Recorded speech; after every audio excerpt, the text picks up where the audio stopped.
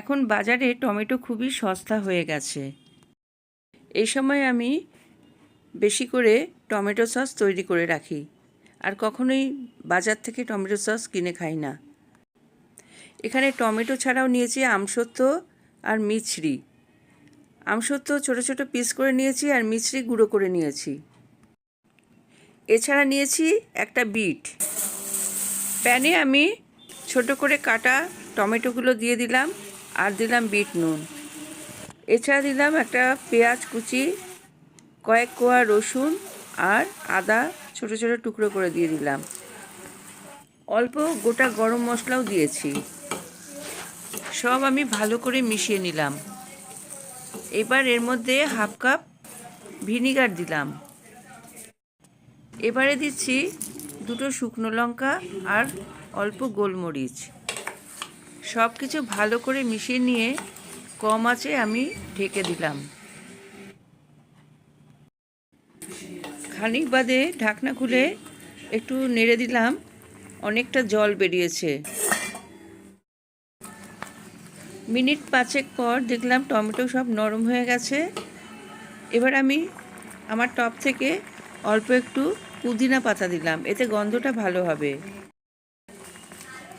পুদিনা পাতা আমাদের পেটের পক্ষে খুবই ভালো। বিটের এক টুকরো আমি কুচি কুচি করে দিয়ে দিলাম, এতে রঙটা খুব ভালো হবে। দোকানে যে টমেটো সস দেয় ওর মধ্যে কালার দেয় আর প্রিজারভেটিভও দেয়। টমেটো একদম গলে গেছে। এটা আমি ঠান্ডা করে নিলাম। এবার মিক্সিতে আমি ব্লেন্ড করে নেব। টমেটো ব্লেন্ড করে নিয়েছি। বিট দেওয়ার জন্য খুব সুন্দর একটা রং এসেছে। ব্লেন্ড করা টমেটো ঠান্ডা করে আমি ছেঁকে নেব।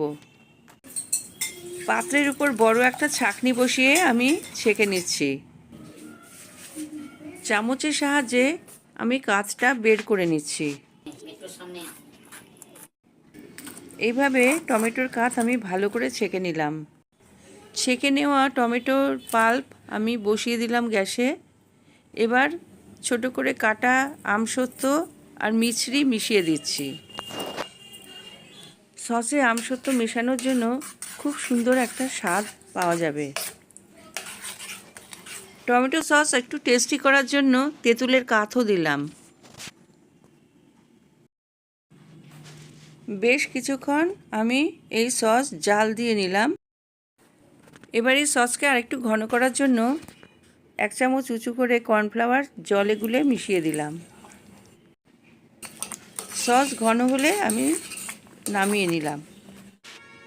আগে থেকে এই কাচের শিশি আমি গরম জলে ধুয়ে শুকিয়ে নিয়েছি। এইবার সেই শিশিতে আমি সস ভরে নিলাম। তৈরি হয়ে গেল টমেটো আমসত্ত্ব সস।